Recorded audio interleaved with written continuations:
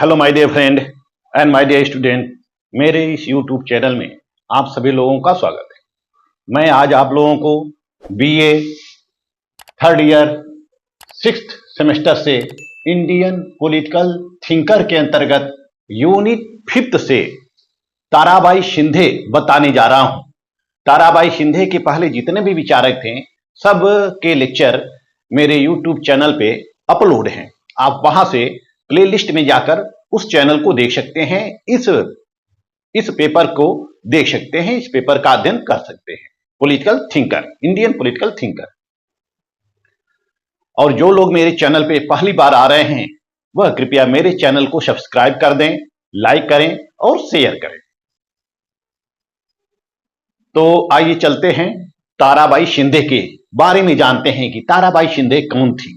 ताराबाई शिंदे एक नारीवादी विचारक थी। नारियों के लिए इन्होंने काफी उत्थान का कार्य किया था।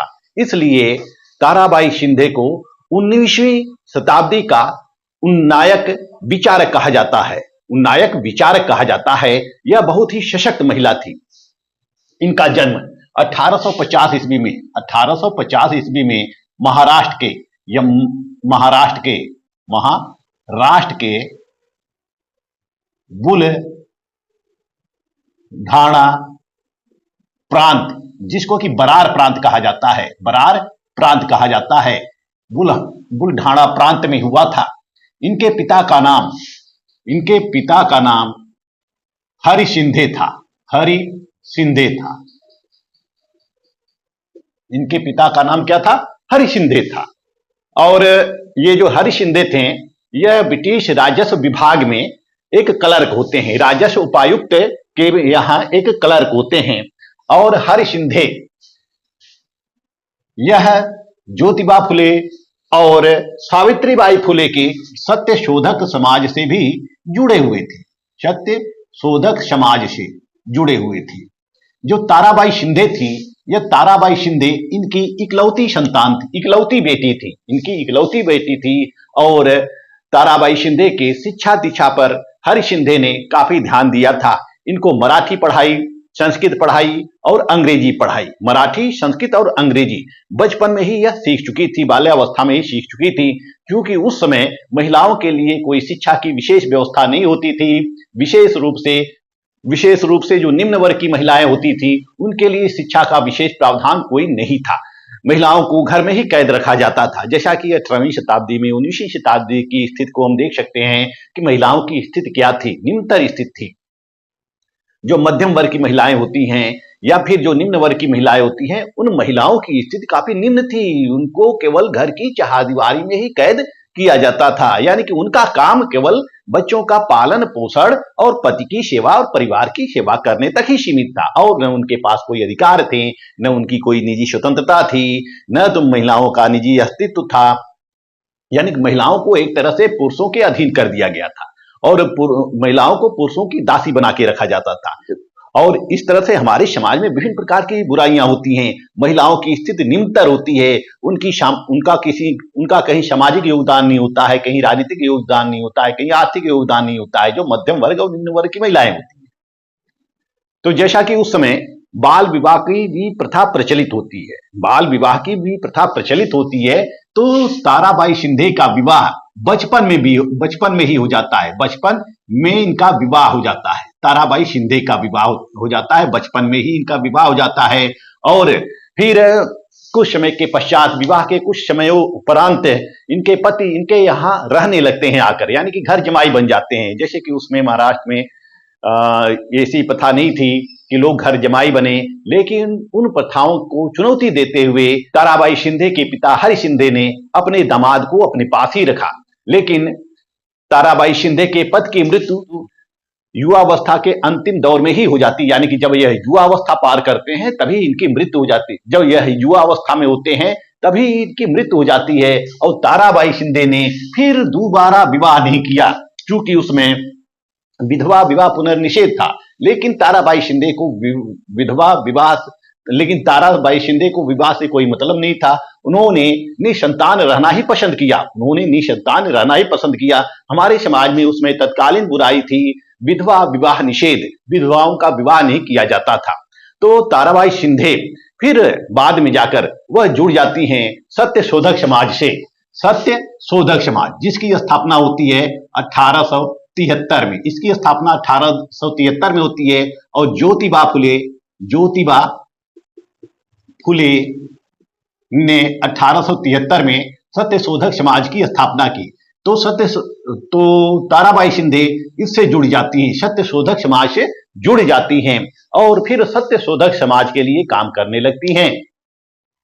1882 में इनकी एक पुस्तक प्रकाशित होती है। 1882 में ताराबाई शिंदे की एक पुस्तक प्रकाशित होती है, कंपैरिजन वोमेन एंड मैन, स्त्री पुरुष की तुलना, स्त्री पुरुष की तुलना, स्त्री पुरुष की तुलना। यह पुस्तक मराठी में लिखी गई है। और इस पुस्तक में ताराबाई शिंदे ने स्त्री पुरुष का तुलनात्मक अध्ययन किया। उन्होंने स्त्रियों की दयनीय दशा का विश्लेषण किया, पुरुष वर्चस्ववादी समाज पर कठोर प्रहार किए। और यह पुस्तक जो है करीब 40 पेज की ही है। जो ताराबाई शिंदे की स्त्री पुरुष तुलना है या comparison of women and man है, यह करीब 40 पेज में लिखी गई है। 40 पेज की पंपलेट है, 40 पेज की पंपलेट है यह। और इसी में उन्होंने समाज में व्याप्त अंधविश्वासों, कुरीतियों, प्रथाओं की खिल्ली उड़ाई है, कटु आलोचना की है। जैसे तत्कालीन समाज में बाल विवाह व्याप्त था। तत्कालीन समाज में क्या था? बाल विवाह, जाति प्रथा यानी जातिगत विभेद, और विधवाओं की निम्नतर स्थिति, अशिक्षा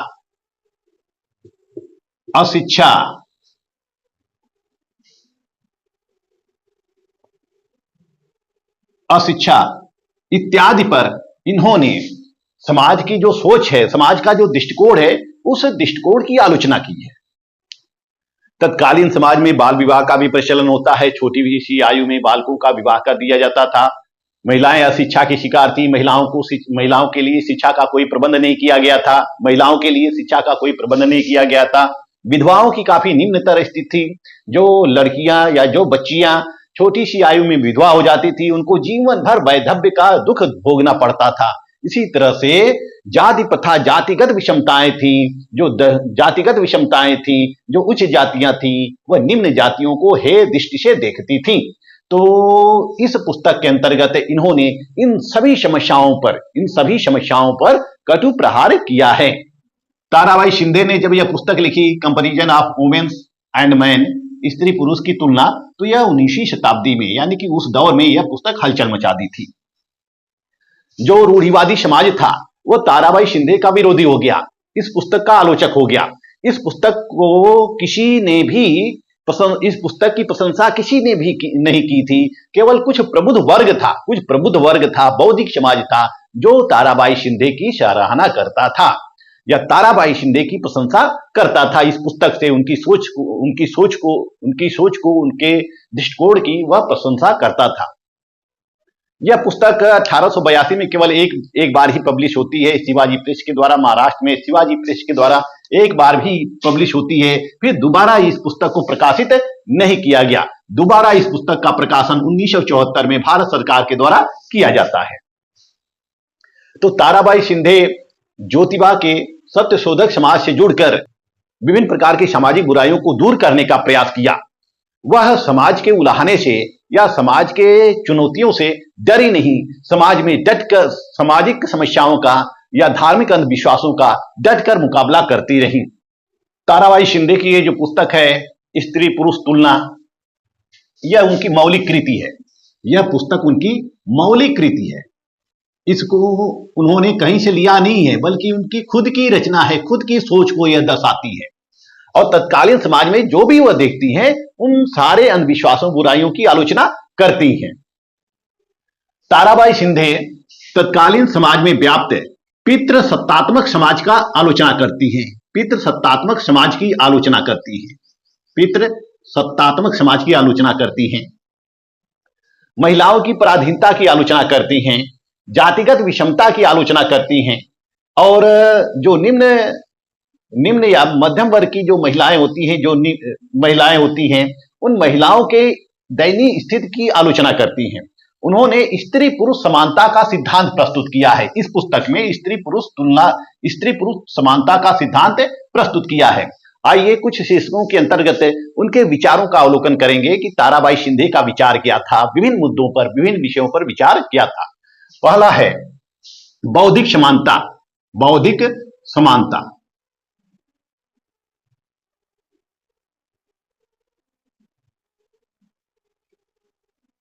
बौद्धिक समानता।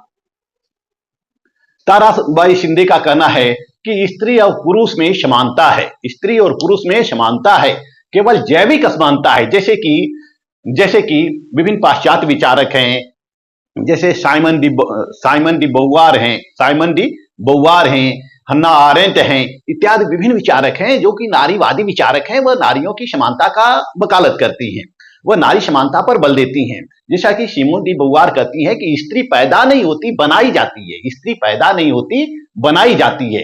यानी कि उनका ये कहना है कि सभी इस प्रकृति में सब कुछ समान है, प्रकृति ने सबको समान बनाया है। सभी लोग एक ही रास्ते से जन्म लेते हैं, चाहे वह स्त्री हो चाहे पुरुष हो। सिमोन डी बोवार का कहना है कि चाहे स्त्री हो पुरुष हो, सभी एक ही रास्ते से जन्म लेते हैं और केवल जैविक विभिन्नताएं हैं और किसी प्रकार की विभिन्नताएं हैं, किसी प्रकार की विभिन्नताएं नहीं है।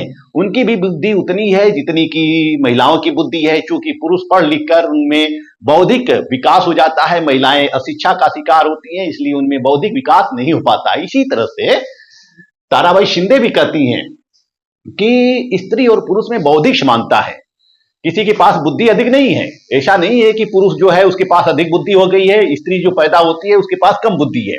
केवल जरूरत क्या है, प्रशिक्षण की जरूरत होती है। यदि हम स्त्री को जन्म से ही प्रशिक्षित करना शुरू कर दें और पुरुषों को प्रशिक्षित न करें तो स्त्रियां पुरुषों से बेहतर हो सकती हैं, पुरुषों से बेहतर हो सकती हैं। क्योंकि पुरुष भी प्रशिक्षण के द्वारा, प्रशिक्षण का मतलब क्या है, शिक्षा के द्वारा अपना विकास करता है, तो स्त्री भी शिक्षा के द्वारा अपना विकास कर सकती है। बौद्धिक समानता है दोनों में, चाहे वह स्त्री हो चाहे वह पुरुष हो। इसलिए किसी प्रकार का भेदभाव नहीं किया जाना चाहिए। जो अधिकार, जो स्वतंत्रताएं पुरुषों को प्राप्त होती हैं, वही अधिकार, वही स्वतंत्रताएं स्त्रियों को भी प्राप्त होनी चाहिए। स्त्रियों को भी उतना ही अधिकार है जितना पुरुषों का भी अधिकार है। तो इस तरह से वो बौद्धिक समानता की वकालत करती हैं कि स्त्रियां किसी भी मामले में पुरुषों से कम नहीं है। जो पुरुष कर सकते हैं वह स्त्रियां भी कर सकती हैं। जरूरत है ऐसी आवश्यक परिस्थितियां प्रदान करना, स्त्रियों को ऐसी आवश्यक परिस्थितियां प्रदान की जानी चाहिए।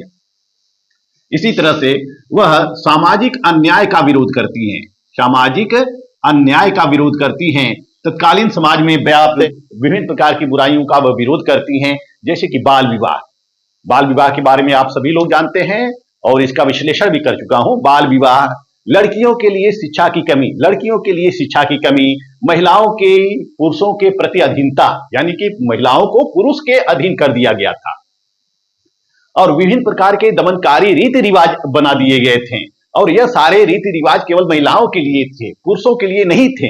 तो इस तरह से जो पितृसत्तात्मक समाज था या पुरुष वर्चस्ववादी समाज होता है, उस पुरुष वर्चस्ववादी समाज की आलोचना करती हैं। वह सामाजिक समानता की बात करती है। वह कहती हैं कि जितनी समानता पुरुषों को है, जितने अधिकार या स्वतंत्रताएं पुरुषों को प्राप्त है, उतने ही अधिकार स्त्रियों को भी प्राप्त होनी चाहिए।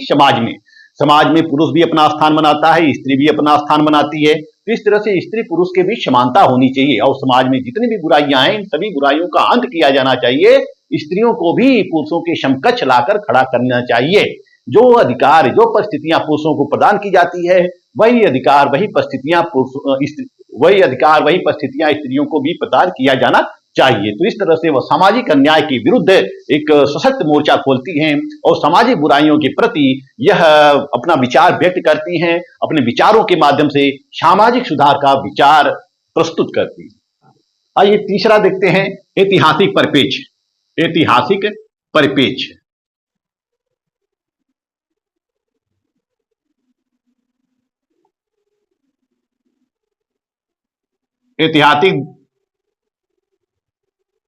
ऐतिहासिक दृष्टिकोण।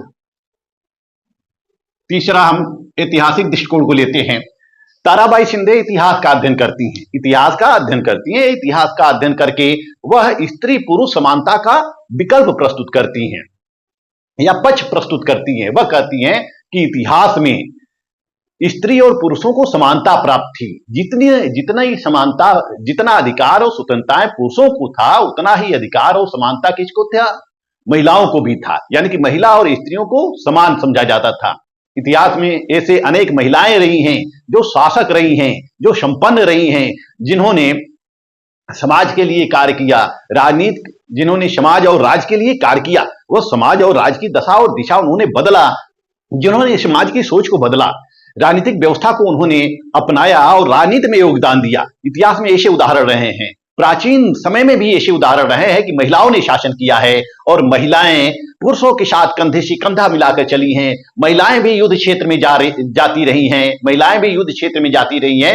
तो प्राचीन समय में हम ले सकते हैं कि महिलाएं भी पुरुषों से कम नहीं थी। जितना अधिकार पुरुषों को प्राप्त था, उतना अधिकार महिलाओं को भी प्राप्त था। लेकिन ये जो व्यवस्था बनी, जो मध्य युग आते आते जो व्यवस्था बनी, इन सभी व्यवस्थाओं को ब्राह्मणों ने बनाया है। यह ब्राह्मणवाद पर भी चुनौती, यह ब्राह्मणवाद के ऊपर भी कुठाराघात करती हैं और यह कहती हैं कि ये सारी व्यवस्था ब्राह्मणों के द्वारा ही बनाई गई है। सारी व्यवस्था किसके द्वारा बनाई गई है? ब्राह्मणों के द्वारा बनाई गई है। और ब्राह्मणों ने स्त्रियों को ही निम्नतर स्थिति प्रदान की है और स्त्रियां पुरुषों के अधीन हो गई हैं। तो ऐतिहासिक परिप्रेक्ष्य में देखा जाए कि जब स्त्री और पुरुष समानता थी, तो फिर वर्तमान में ऐसा क्यों नहीं है? वर्तमान में ऐसा क्यों नहीं है? ये जो सारे पुरुष हैं, यही महिलाओं को अधीन कर दिया। अतः हमें जरूरत है सामाजिक सोच को बदलने की, सामाजिक दृष्टिकोण को बदलने की जरूरत है और स्त्रियों को पुरुषों के समकक्ष अधिकार और स्वतंत्रताएं प्रदान की जानी चाहिए और स्त्रियों को भी पुरुषों के समकक्ष सम्मान, अधिकार और स्वतंत्रताएं दी जानी चाहिए। तो इस तरह से ऐतिहासिक परिप्रेक्ष्य में वह कहती हैं कि ऐतिहासिक परिप्रेक्ष्य में भी शिक्षा के मामले में महिलाएं किसी से पीछे नहीं हो, चाहे वह शिक्षा के क्षेत्र में हो, चाहे वह राजनीति के क्षेत्र में हो, चाहे वह किसी भी क्षेत्र में हो, महिलाएं किसी से भी कम नहीं थी। इतिहास में धीरे धीरे महिलाओं को अपने अधीन करने के लिए पुरुषों ने विभिन्न प्रकार की रीतियां बना दी, कुरीतियां बना दी, विभिन्न प्रकार के प्रथाएं बना दी और इन प्रथाओं परंपराओं को महिलाओं के ऊपर मढ़ दिया। ताराबाई शिंदे धार्मिक ग्रंथों की आलोचना करती हैं। उनका कहना है कि ये जो धर्म ग्रंथ लिखे हैं, यह पुरुषों के द्वारा लिखे गए हैं और पुरुषों ने अपने हिसाब से लिखा है। पुरुषों ने अपने हिसाब से लिखा है क्योंकि ईश्वर ने सबको समान बनाया है। स्त्री और पुरुष को समानता प्रदान की है। बिना स्त्री के पुरुष का अस्तित्व नहीं है, बिना पुरुष के स्त्री का अस्तित्व नहीं है। यानी कि हर मामले में दोनों समान हैं। तो फिर स्त्रियों को पुरुषों के अधीन क्यों कर दिया गया? वह धार्मिक ग्रंथों की आलोचना करती है और कहती है कि जो धर्म ग्रंथ हैं, यह मनगढ़ंत कहानियां हैं।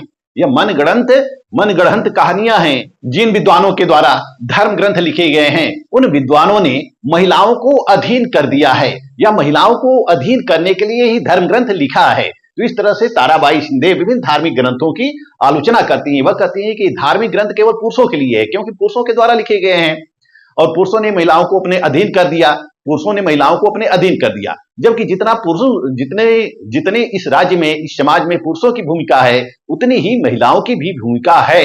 लेकिन महिलाओं को उनको हाशिए पे कर दिया गया, उनकी भूमिका को समाप्त कर दिया गया। ताराबाई शिंदे महिलाओं की स्वतंत्रता की भी पक्षधर है। वह कहती हैं कि महिलाओं को भी अपने जीवन में उतना ही अधिकार है जितना पुरुषों का है। महिलाओं को भी आत्मनिर्णय का अधिकार होना चाहिए। महिलाओं को भी निर्णय लेने का अधिकार होना चाहिए। जैसे कि वैवाहिक संबंधों के, जैसे कि विवाह के संबंध में महिलाओं की भी इच्छा पूछनी चाहिए। महिलाओं को स्वनिर्णय लेने का अधिकार होना चाहिए कि वह किससे विवाह करें, किससे विवाह नहीं करें, किसके साथ रहें, किसके साथ नहीं रहें। इसी तरह से महिलाओं को इतना स्वतंत्र कर दिया जाना चाहिए कि वह आत्मनिर्भर बन सके। महिलाओं के लिए भी शिक्षा का अधिकार होना चाहिए, शैक्षिक स्वतंत्रता महिलाओं को होनी चाहिए, आर्थिक स्वतंत्रता होनी चाहिए, सामाजिक स्वतंत्रता होनी चाहिए और विभिन्न प्रकार की ये सारी स्वतंत्रता महिलाओं को होनी चाहिए ताकि महिलाएं भी अपना विकास कर सके। महिलाएं भी अपना बौद्धिक विकास कर सकें, शारीरिक विकास कर सकें, आध्यात्मिक विकास, शैक्षिक विकास, सामाजिक विकास, विभिन्न प्रकार के विकास महिलाएं भी कर सकें। तो महिलाओं को भी स्वतंत्रता प्रदान की जानी चाहिए। ताराबाई शिंदे ने सामाजिक सुधार ताराबाई शिंदे ने विभिन्न सामाजिक सुधारों के संबंध में अपना विचार प्रस्तुत किए हैं। सामाजिक सुधार के संबंध में अपना विचार प्रस्तुत किए हैं। ताराबाई शिंदे अपने लेखनी के माध्यम से विभिन्न प्रकार के व्याप्त रीतियों, कुरीतियों, प्रथाओं, परंपराओं की आलोचना करती हैं और उनको समाप्त करने का प्रयास करती हैं, अपने लेखनी के माध्यम से समाप्त करने का प्रयास करती हैं। जैसे कि वह बाल विवाह की आलोचना करती है। उनका कहना है कि बाल विवाह किसी भी दृष्टि से उचित नहीं है, प्राकृतिक दृष्टि से भी उचित नहीं है और बाल विवाह के काफी दुष्परिणाम सामने देखने को मिलते हैं, सामने आते हैं। इसलिए बाल विवाह पर प्रतिबंध लगाने की मांग की और विभिन्न प्रकार की जो दमनकारी प्रथाएं होती हैं उन दमनकारी प्रथाओं को समाप्त करने की वकालत किया और उन्होंने महिलाओं के लिए शिक्षा, आर्थिक स्वतंत्रता का जोरदार समर्थन किया है और आर्थिक आत्मनिर्भरता के द्वारा, शिक्षा के द्वारा महिला सशक्तिकरण का मार्ग प्रशस्त किया है। वह कहती हैं कि महिला सशक्तिकरण तभी हो सकता है जब हम उनको खुली स्वतंत्रता प्रदान करें, आर्थिक आत्मनिर्भरता प्रदान करें, उनको शिक्षा के लिए अवसर प्रदान करें। जैसे वर्तमान समय में महिला सशक्तिकरण की बात चली आ रही है, तो यह महिला सशक्तिकरण की बात तो 19वीं शताब्दी से ही विभिन्न नारीवादी विचारकों के द्वारा चलाने का प्रयास किया जा रहा है ताकि महिलाएं सशक्त हों, आत्मनिर्भर बन सकें, वह भी देश के निर्माण में, राष्ट्र के निर्माण में, समाज के निर्माण में योगदान दे सके।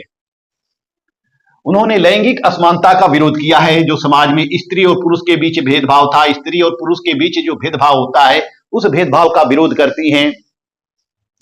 वह कहती हैं कि स्त्रियों को भी उतनी स्वतंत्रता प्राप्त है जितना पुरुषों को है, स्त्रियों को भी उतनी स्वतंत्रता प्राप्त है जितना पुरुषों को है। ताराबाई शिंदे अपने लेखनी के माध्यम से पितृसत्तात्मक समाज की आलोचना करती हैं और वह कहती हैं कि हमारे समाज या परिवार के निर्माण में जितनी पुरुषों की भूमिका होती है उतनी महिलाओं की भी होती है। ईश्वर ने स्त्री और पुरुष को समान बनाया है। बिना स्त्री के पुरुषों का अस्तित्व नहीं है और बिना पुरुष के स्त्री का अस्तित्व नहीं है, क्योंकि जब निगेटिव और पॉजिटिव जब साथ रहते हैं तभी कोई क्रिया संपन्न होती है। तो स्त्रियों के द्वारा ही इस सृष्टि का निर्माण होता है। वंश की प्राप्ति भी स्त्रियों के द्वारा होती है। तो स्त्रियां अगर नहीं होगी तो पुरुष क्या कर लेंगे, तब फिर ये समाज ही नहीं रहेगा। तो इसलिए वो कहती हैं कि स्त्रियों को भी उतना अधिकार है जितना पुरुषों को अधिकार है, क्योंकि बिना स्त्रियों के या बिना महिलाओं के पुरुषों का अस्तित्व संभव नहीं है। जब बिना महिलाओं के पुरुषों का अस्तित्व संभव नहीं है तो फिर स्त्रियों को भी अधिकार मिलना चाहिए जितना पुरुषों को भी मिलना चाहिए। जब दोनों में इतनी समानताएं हैं, स्त्रियों में भी समानताएं हैं, स्त्री पुरुष में जब दोनों में इतनी समानताएं हैं, फिर भेदभाव क्यों इस समाज के द्वारा किया जा रहा है।